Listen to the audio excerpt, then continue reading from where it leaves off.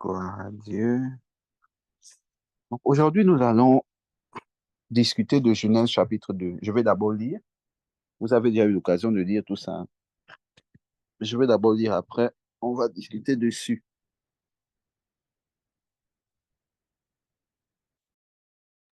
Un instant, j'arrive.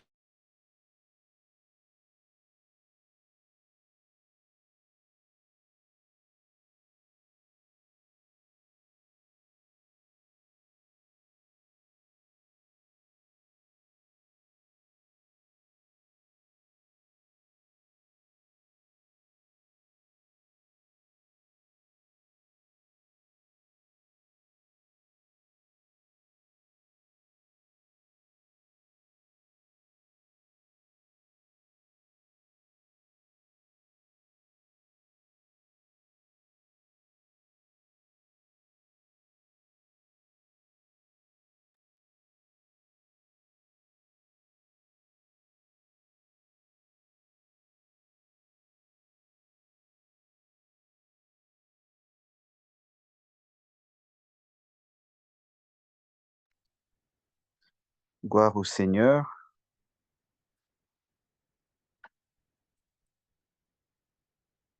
Ok, je vais donc afficher mon écran. Donc, je disais qu'aujourd'hui, nous allons parler de Genèse chapitre 2. Jeûner, c'est mignon, mais c'est encore mieux de savoir pourquoi est-ce qu'on jeûne. Dans quel but on jeûne? On se prépare à quoi? Lisons Genèse chapitre 2, vous voyez mon écran. J'espère que tout le monde voit. Si quelqu'un peut confirmer juste en disant oui.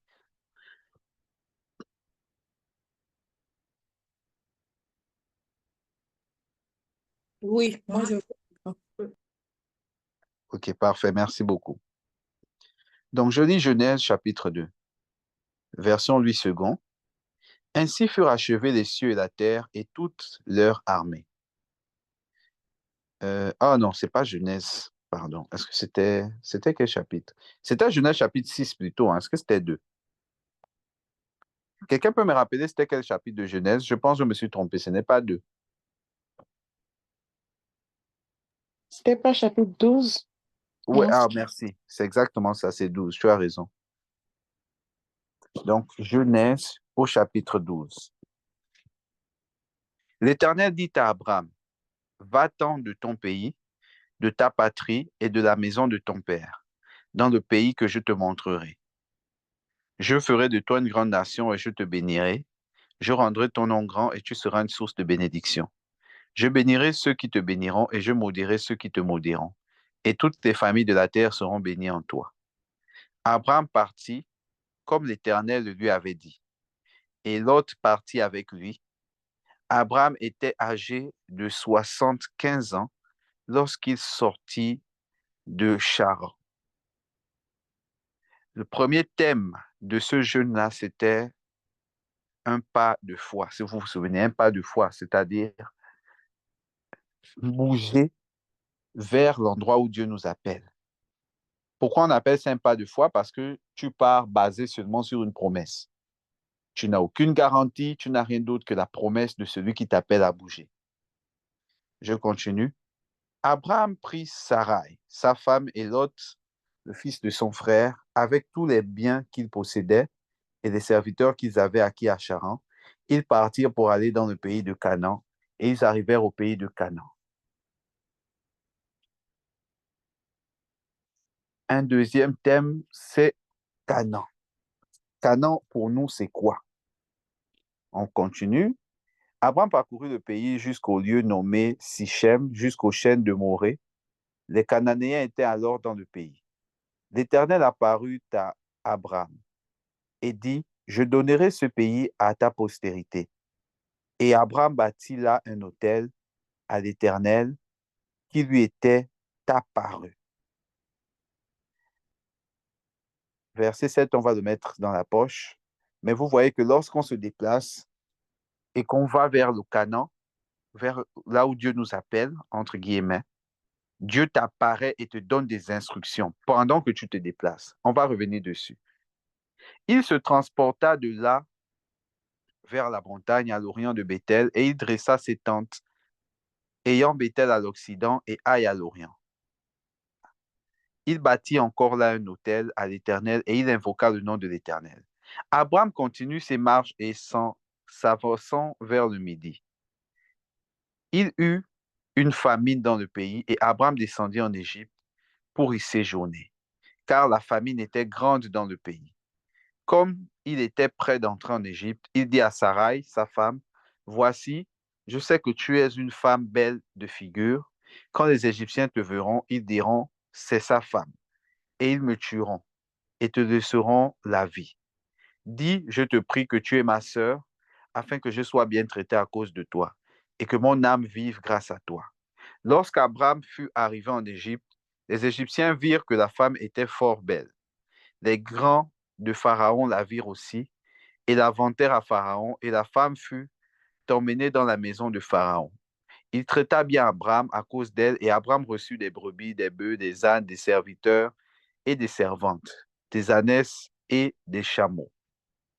Mais l'Éternel frappa de grandes plaies Pharaon et sa maison au sujet de Sarai, femme d'Abraham. Alors Pharaon appela Abraham et dit, qu'est-ce que tu m'as fait? Pourquoi ne m'as-tu pas déclaré que c'est ta femme? Pourquoi as-tu dit c'est ma sœur? Aussi, l'ai-je prise pour ma femme? Maintenant, voici ta femme, prends-la et va-t'en. Et Pharaon donna ordre à ses gens de le renvoyer, lui et sa femme, avec tout ce qui lui appartenait. Parole du Seigneur. Dans Genèse 12, ici qu'on vient de lire, le Seigneur nous donne la direction d'un enfant de Dieu. Il est en train de nous montrer à quoi ressemble le chemin d'un enfant de Dieu. Au moyen de ce jeûne, nous sommes simplement en train de dire, Seigneur, nous nous disposons. En fait, ce jeûne se trouve dans la partie où on parle de la famine dans le pays. Mais vous allez comprendre bientôt. La famine dans le pays. Quand il y a la famine dans le pays, quand les temps sont difficiles, qu'est-ce qu'on est supposé faire?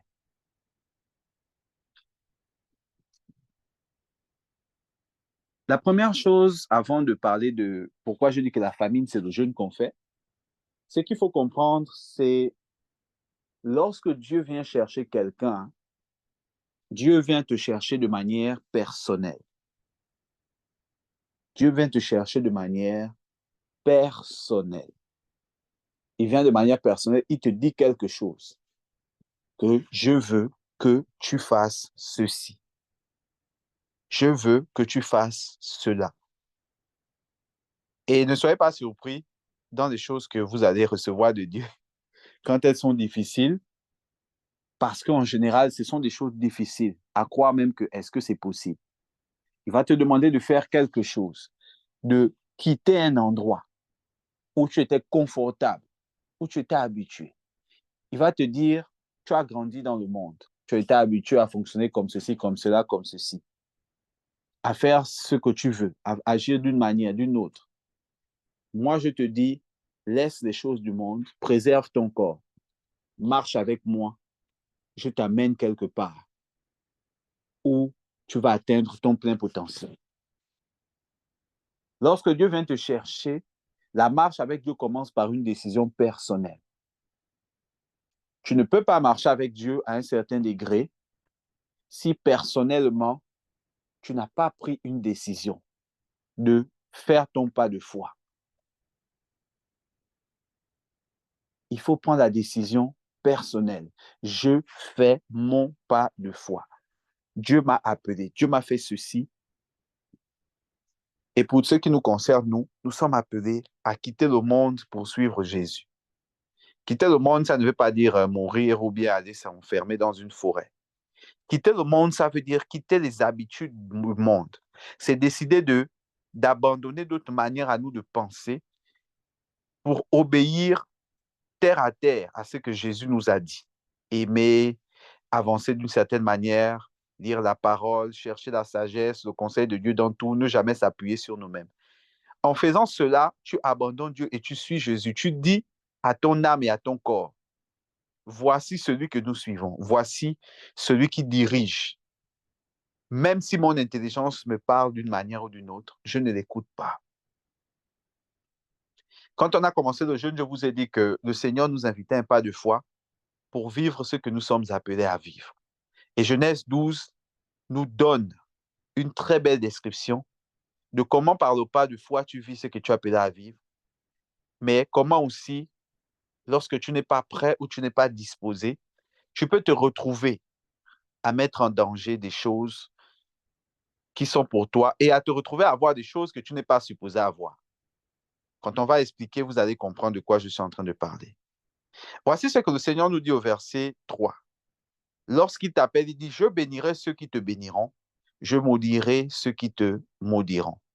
Et toutes les familles de la terre seront bénies en toi. Depuis Abraham, Dieu nous expliquait déjà sa volonté.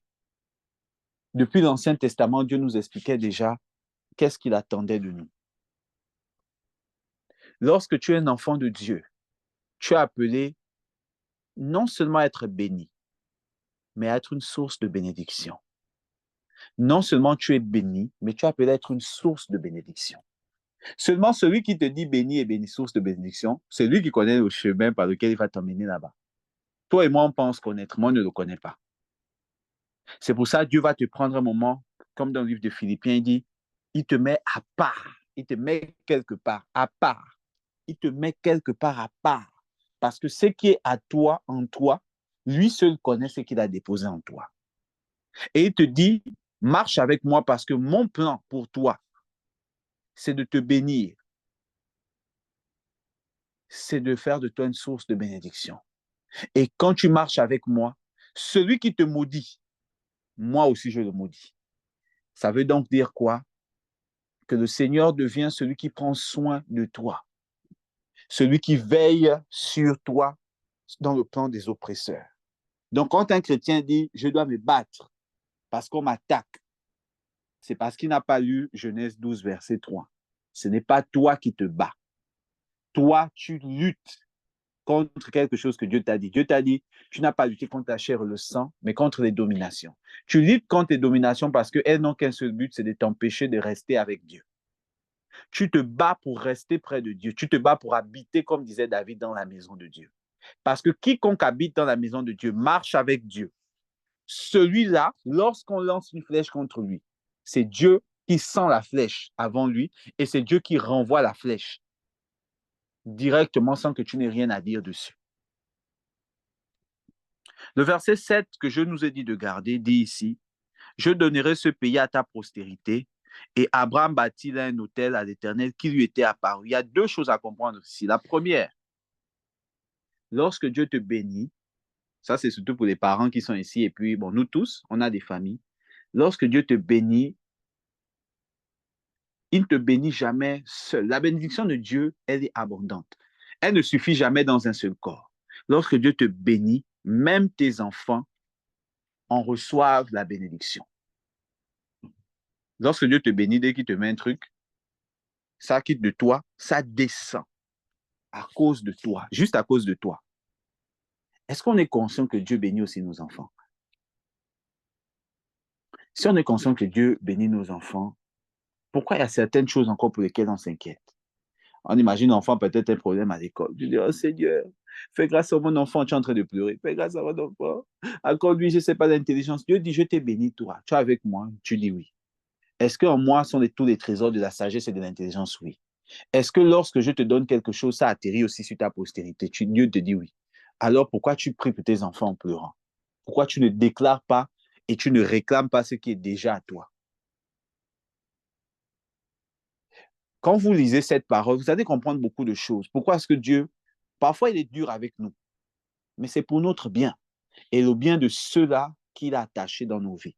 Parfois, il y a des gens qui souffrent parce que celui qui était censé souffrir ne veut pas souffrir. Il est égoïste. Là, je parle de moi. Je donne l'exemple de moi-même des choses qu'on m'a fait comprendre. Pour avoir été égoïste, il y a des choses qui sont arrivées à d'autres personnes parce que je ne me concentrais que sur moi. C'est normal, c'est pas que je suis méchant. Tout le monde a sa vie. Sauf que Jésus nous appelle à dépasser cette conception-là. Un être humain ne peut pas se sentir plein si tout ce qui l'intéresse, ce sont ses propres intérêts. Ce n'est pas dans la nature de l'amour. Dans la nature de l'amour, il y a les intérêts de Dieu en premier, tes intérêts, toi, en second, et au même niveau que ceux des autres qui sont tes prochains. Au même niveau. Pas plus, pas moins. C'est seulement parce qu'il faut que tu sois bien pour pouvoir aider les autres que Dieu va souvent mettre l'emphase sur toi avant les autres. Mais ce n'est pas parce que tu es mieux que les autres, mais c'est parce que c'est un ordre de fonctionnement. Donc Dieu nous dit ici, lorsqu'il te bénit, ta postérité est bénie. Et il ne parle pas seulement de ta postérité physique, mais aussi spirituelle. Ça veut dire que quand Dieu, moi, me bénit, si j'ai des enfants spirituels quelque part, ils bénéficient de ce que moi aussi j'ai reçu. Pareil. Ça veut dire que si j'ai reçu un don et quelqu'un dit, OK, la personne est sous ta charge spirituellement, je ne vais pas demander que Seigneur donne-lui. Je vais réclamer. Parce que la Bible me dit ici que ceux qui sont ta postérité reçoivent ce que tu reçois. La suite, la deuxième partie nous dit, Abraham bâtit un hôtel. Mais ce n'est pas ce qu'Abraham a fait qui m'intéresse. C'est ce qu'on dit après, qui lui était apparu. Ça veut dire quoi? Souvent, on se pose la question, OK, Seigneur, je ne comprends pas, Dieu ne me parle pas, je ne sais pas quoi faire. Non. La première instruction que Dieu te dit, elle n'est jamais claire, elle n'est jamais belle. C'est une instruction du genre, fais ceci, et il n'y a pas d'explication. C'est quand tu vas commencer à faire ce que Dieu te dit dans l'obéissance, sans comprendre, qu'il va commencer à te donner des choses que tu vas comprendre. Il va commencer à te révéler des choses. Il y a certains des dons dans nos vies qui sont soit limités, soit ils n'apparaissent pas, parce que nous ne sommes pas sur le chemin où Dieu nous a envoyés. Parce que lorsque Dieu est venu pour nous dire, je veux que tu ailles là-bas, Abraham, tu n'as pas obéi, tu n'as pas compris ou tu n'as pas voulu. Dans tous les cas, lorsque tu marches sur le chemin de Dieu, la deuxième partie te dit, non seulement toi tu es béni et ceux qui sont avec toi sont bénis, mais Dieu t'a fait apparaître les instructions dans tes rêves. C'est ainsi que si vous lisez l'histoire de Noé, vous allez voir que ce n'est pas tout de suite que Dieu est directement venu dire à Noé, bâtis le bateau. Il a d'abord donné une instruction particulière à Noé de se distinguer, de choisir un chemin clair par rapport à Dieu. Dès le moment où Noé était sur ce chemin, Dieu est venu maintenant donner de manière claire, voilà comment tu vas bâtir le bateau. Et si vous croyez que ça s'est fait juste en un jour, regardez le temps que ça a pris pour bâtir l'arche. Allez-y voir des années, vous allez voir.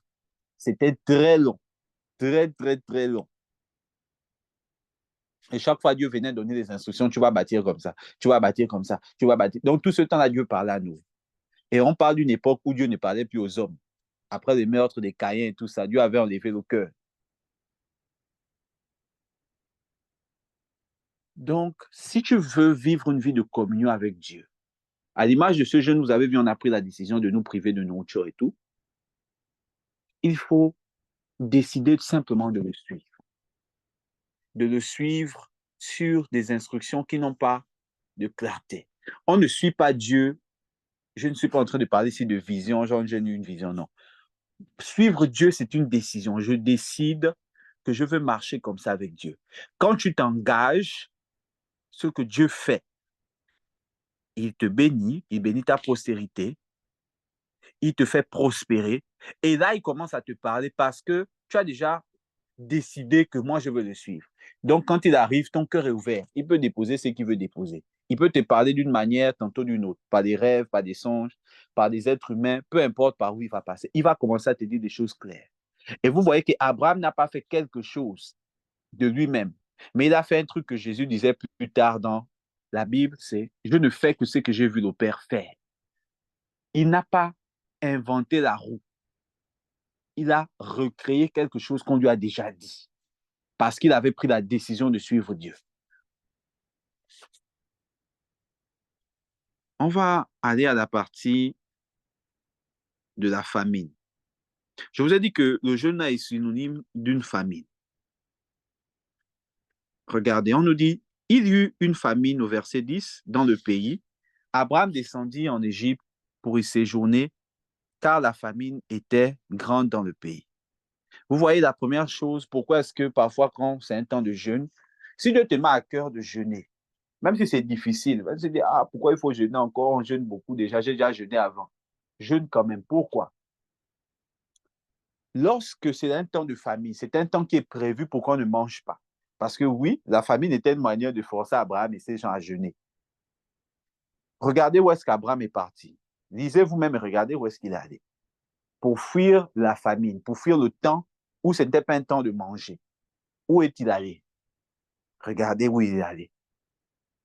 Ce qui arrive quand tu n'es pas dans le tempo de Dieu, lorsqu'il dit c'est le temps de la famine, c'est le temps de la galère, c'est le temps d'un moindre bien dans le domaine professionnel, d'un moindre bien dans le domaine relationnel. C'est ce temps-là. Accepte ce temps-là sans te plaindre, parce que c'est un temps de construction. Si tu essaies de fuir ce temps sans chercher à rencontrer Dieu durant ce temps, tu vas aller en Égypte. Qu'est-ce qui se passe quand tu vas en Égypte? C'est-à-dire, tu vis de manière mondaine. Lisons la suite. Au verset, on appelle ça comment? Au verset, je pense, 16. Verset 16. Non, je veux commencer au verset d'abord. Vire aussi. Verset 15. Les grands de Pharaon virent la femme d'Abraham et la femme fut amenée dans la maison de Pharaon. Première chose qui se passe quand tu quittes le tempo de Dieu, lorsque tu n'étais pas disposé afin de reconnaître quels sont les temps de jeûne, quels sont les temps de gloire et que tu essaies de vivre selon les sensations de ton corps, on va te prendre d'abord les choses qui sont en toi. Regardez bien, vous allez comprendre le sens métaphorique. On te prend d'abord ce qui est à toi. Ici, Abraham, on lui a pris sa femme. Vous avez lu la Bible, vous savez le rôle que joue une femme dans le ministère de Dieu. Lorsque tu es une femme, tu es la porte de la vie, tu es la porte de beaucoup de choses. Et vous allez voir que beaucoup de ministères dans la Bible, ou même dans la vraie vie aujourd'hui, quand vous écoutez les témoignages, certains ministères ne commencent pas tant que tu n'as pas la femme avec toi. C'est valide même pour moi qui parle ici. Ça ne commencera pas, même si je fais des pompes, rien. Donc, on te prend la chose la plus précieuse que tu as. On te prend ta moitié, la moitié de tout ce que tu as. Ça, c'est quand tu vis selon le monde. Deuxième chose qui se passe, verset 16, la fin du verset 16 dit, on a donné à Abraham des brebis, des bœufs, des ânes, des serviteurs, des servantes, des ânesses et des chameaux. Donc, on te donne ensuite quelque chose qui est même parfois une bénédiction dans le ressenti, mais qui n'est pas à toi. Donc, le monde te donne des choses en te prenant ce qui est pour toi, le monde prend, et le monde te donne ce qui est du monde. Vous allez comprendre pourquoi Jésus était dur, si vous comprenez bien ce que Genèse 12 nous raconte. Pourquoi Jésus est dur dans sa manière de dire, celui qui veut me suivre doit tout vendre. Parce que lorsque tu ne suis pas Dieu, tu quittes le bon endroit, tu vas au mauvais endroit, on te prend ce qui est la chose la plus précieuse pour toi. La plus précieuse. Lorsqu'on lit la Bible, vous allez comprendre que parmi beaucoup de choses qu'on peut prendre un homme, même son enfant, rien n'a plus de puissance dans le ministère que si on lui prend sa femme. On est en train de finir, son ministère est fini. Fini de chez fini. On a pris carrément quelque chose de primordial. Et qu'est-ce qu'on fait là? On te prend ça, mais on te donne d'autres choses, des distractions. Mais que nous, on aime. On dit non, c'est pas grave. J'ai arrêté d'aller à l'église. Ah, j'ai perdu si c'est telle personne, telle connexion avec telle personne, tel homme, telle femme de Dieu, peu importe. C'est pas grave. La preuve que Dieu est avec moi, c'est que juste après, j'ai eu le boulot de mes rêves. C'est vrai que je suis occupé jusque tous les jours, je n'ai pas le temps d'aller à l'église, mais je pense que c'est la bénédiction de Dieu. Il retire le mauvais pour mettre le bon. Est-ce que vous voyez comment le diable piège? Il t'arrache ce dont tu as réellement besoin. Il t'arrache ça et il te donne des choses qui te plaisent même, des choses qui te plaisent, mais qui ne sont pas pour toi. Comment on sait que ce n'est pas pour toi? On va arriver à ça à la fin. Mais qu'est-ce que le problème? J'avais déjà donné comme exemple à quelques sœurs avec qui on parle seul à seul. Une des choses pourquoi, quand tu es serviteur de Dieu, tu ne peux pas t'amuser à faire ce que tu veux ou servante parce que tu causes des problèmes aux autres. Lisons le verset, comment on appelle ça? Le verset 17. L'Éternel frappa de grandes plaies Pharaon et sa maison au sujet de Sarai, femme d'Abraham. Voilà ce qui arrive.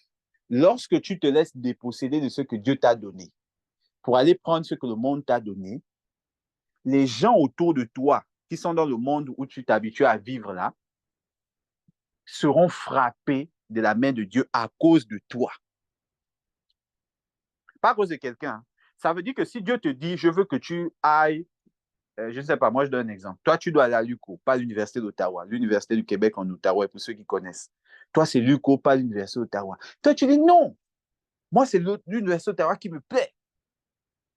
Quand tu vas aller à l'Université d'Ottawa, on va t'arracher quelque chose qui est pour toi. Tu vas te retrouver tout à coup à dire, ah, je voulais faire médecine, mais je sens que l'informatique, c'est mieux.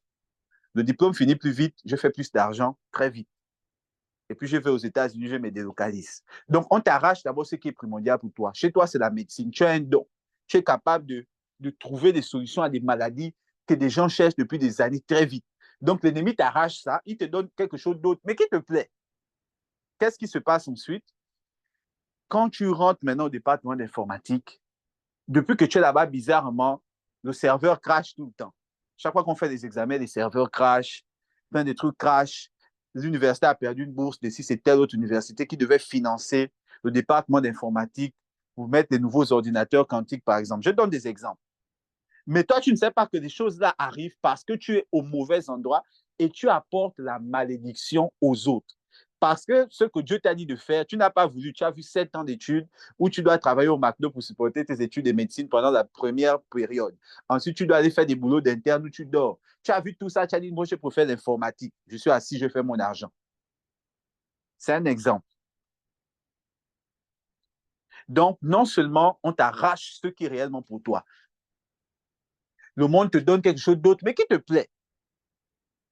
Mais tu maudis aussi ceux qui sont autour de toi. Tout le monde subit. Peut-être qu'il y avait quelqu'un qui était censé rentrer dans l'informatique quantique au moyen de ce que les investisseurs allaient mettre à l'université. Mais il a raté cette grâce parce que toi, tu n'as pas obéi à ce que Dieu t'a dit de faire. Tu as créé un désordre dans la matrice. Et la fin, c'est quoi? Quand on lit le verset 20, regardez pourquoi on dit que ce n'est pas à lui. Regardez ce qui se passe quand Dieu a restauré la situation. Il dit, Pharaon donna ordre à ces gens-là de renvoyer Abraham, sa femme, et regardez la fin, avec tout ce qui lui appartenait. Vous n'avez pas vu que Pharaon a dit, pars avec les brebis, hein? Pars avec ça. Pourtant, Pharaon pouvait le laisser aller avec ça. Comme quand il a libéré des années plus tard le peuple d'Israël de l'esclavage. Ils sont partis avec les richesses des Égyptiens. Mais pas ici. Dieu veut nous dire quelque chose. Ce que tu as maintenant, ça je m'adresse à toi, ce que tu as maintenant est suffisant pour ce que Dieu veut faire avec toi. Je vais répéter encore. Ce que tu as maintenant, là, maintenant, que ce soit bien mauvais, peu importe comment tu le vis, c'est suffisant pour ce que Dieu veut faire avec toi. Deux, Dieu a un plan pour toi. Ce jeûne-là, c'était un moyen de te disposer à écouter le plan que Dieu a pour toi. Pas ce que tu veux faire. Je vais donner tout de suite des exemples. Ce que tu veux faire n'est pas mauvais. Mais quand tu ne fais pas ce que tu es appelé à faire, tu perds ce qui est essentiel pour toi, tu reçois ce qui n'est pas bon pour toi et tu maudis ceux qui sont autour de toi. Mais lorsque tu fais ce que tu dois faire, tu reçois ce qui est pour toi. Tu prospères dans ce qui est pour toi et tu bénis ceux qui sont autour de toi. Vous connaissez la suite de l'histoire d'Abraham. Il est devenu de plus en plus riche. Et en plus de la richesse, c'est un grand soldat. Ça veut dire qu'il était bon partout. Un grand sportif malgré son âge. Il tapait les gens jusqu'à je ne sais pas quel âge. Ganou de la Bible. Il tapait. Regardez, Abraham n'a pas perdu de bataille. Lisez la Bible. Il n'a rien perdu. Tout ce qu'il faisait marchait dans le domaine financier. Tout ce qu'il faisait marchait. Au point que Lot entraînant avec Abraham, il est monté en richesse. Dès qu'il a quitté Abraham, regardez sa suite. Lorsque tu marches dans le chemin de Dieu, les choses peuvent paraître difficiles en ce moment. Abraham a vu la famine. Il a dit, ah, la famine. Ah, je suis au mauvais endroit. Ok, je vais d'abord aller en Égypte en attendant de continuer là où Dieu m'avait dit. En voulant faire ça, regardez ce que le monde lui a fait en quelques secondes. Comme Dieu est miséricordieux, Dieu allait le chercher là-bas. Il a tapé les Égyptiens, ils ont vite vu quelque chose. On a rendu à Abraham ce qui était à lui. Mais pendant ce temps où Abraham était là-bas, regardez ce qui s'est passé. La femme d'Abraham, la mère de tous ceux qui sont descendus là jusqu'à Jésus, que nous sommes contents d'avoir eues. Cette femme-là allait être livrée aux Égyptiens. Les richesses qu'on a données à Abraham, vous pensez que ce que le pharaon lui a donné aurait dépassé ce qu'Abraham a eu après? Jamais. Le monde te fera croire que ce qui est immédiat, c'est ce dont tu as besoin. Laisse-moi te dire que peut-être là, tu vis quelque chose de difficile. Peut-être là, tu sembles ne rien avoir. Mais crois-moi, ce que tu as maintenant, tu es comme Abraham avant d'aller en Égypte. Tu as ce qu'il te faut. Ce qu'il te faut maintenant. Mais continue à marcher avec Dieu. En ce moment où nous sommes sur le point de conclure le jeûne, je veux que tu saches que, à l'image de ce jeûne que tu as supporté, la situation difficile que tu vis là, tu vas aussi la traverser, comme le jeûne. Mais à la sortie, tu verras encore la main de Dieu. Et chaque jour, tu vas continuer comme ça. Tu vas continuer comme ça. Tu seras béni et tu seras une source de bénédiction pour les autres. Mais si tu t'éloignes et puis tu décides de suivre tes propres pensées, la Bible dit, telle voie paraît droite à un homme, mais son issue, c'est la mort. Vous avez la preuve dans Genèse 12. Telle voie paraît droite à un homme, mais son issue, c'est la mort. Une voie qui te paraît juste. Ah, mais ça, c'est bien, ça. Ouais, vraiment, tout le monde fait ça, tout le monde m'a conseillé ça, ça, ça. Oui, les conseils, c'est pas mauvais. Mais si Dieu t'a dit, toi, c'est là-bas où tu dois aller. Parfois, ce sera difficile. Parfois, tout le monde sera contre. Parfois, tout le monde va te dire que, OK, voici comment ça marche. Oh non, à ton âge, tu devrais faire ça. Parfois, c'est comme ça. C'est pas facile de suivre des trucs de Dieu. Là, je parle aussi à quelqu'un. Ce que Dieu t'a mis à cœur n'est pas toujours facile. Je ne suis pas en train de dire que c'est facile à faire. Je ne suis pas en train de dire que les gens seront d'accord avec toi. Mais je suis en train de dire que quand Dieu te met quelque chose à cœur, fais confiance au Dieu qui te l'a mis à cœur. Que c'est exactement ce que tu dois faire. Ce que tu as maintenant est suffisant pour ce que tu dois bâtir pour demain. Et tu seras une source de bénédiction pour ceux qui sont avec toi. Parce que lorsque tu te détournerais, tu recevrais même des choses du monde excellentes. Ces choses-là te donneront l'impression que tu as réussi. Abraham, après avoir donné Sarah, il a dit, ah, j'ai fait le meilleur choix. Regardez tout ce que j'ai gagné. Nous aussi, c'est comme ça. Ah, mais voilà, depuis que j'ai quitté tel endroit, j'ai quitté telle église, j'ai quitté telle assemblée, j'ai quitté tel membre de ma famille. Ma vie a explosé. C'est que je suis sur la bonne direction. Laisse-moi te dire que parfois, c'est un piège. Parfois, c'est un piège. Si tu analyses la bénédiction basée sur ce que tu reçois, tu seras comme Abraham. Regardez Abraham. Non. Ta bénédiction n'est pas basée sur ce que tu vis maintenant. Elle est basée sur une parole. Dieu a dit, je bénirai ceux qui te béniront. Je maudirai ceux qui te béniraient. Je te ferai prospérer et je ferai prospérer ta postérité. Voilà ta bénédiction. La Bible nous dit de recevoir ça par la foi et de la manifester sur le chemin de la persévérance. Tous les jours, persévérer sur cette parole. Chaque année de ma vie, je vois une tempête. L'année qui suit, quelque chose s'ouvre. Une autre tempête arrive. Je continue d'avancer. Peu importe ce qui vient, ça ne change pas. Je peux me plaindre, crier un peu de temps en temps à gauche, à droite, mais je continue d'avancer. Toujours vers Dieu. Parfois, je tangue un peu à droite, je tangue un peu à gauche, mais ce n'est pas grave, je continue d'avancer. Parce que je sais que celui qui m'appelle a un plan merveilleux pour moi. Et encore au-delà de ça, l'expérience m'a apprise, pour l'avoir vu plusieurs fois, lorsque je m'éloignais de ce qu'il m'a demandé, les gens ont payé à cause de moi. Et on m'a bien fait comprendre que c'était à cause de moi. Donc, je ne me pose même plus la question. C'est un fait. Ne sois pas la personne qui met les gens dans des problèmes parce que tu es pressé. Sois la personne qui transforme la destinée de toute une famille, de toute une école, de toute une assemblée, de tout endroit où tu te trouves, de toute une promotion.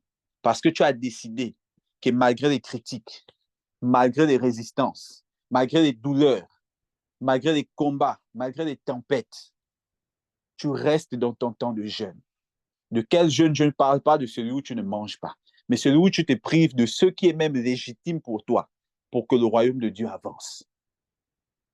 Que le Seigneur Jésus-Christ nous bénisse. Amen. Amen.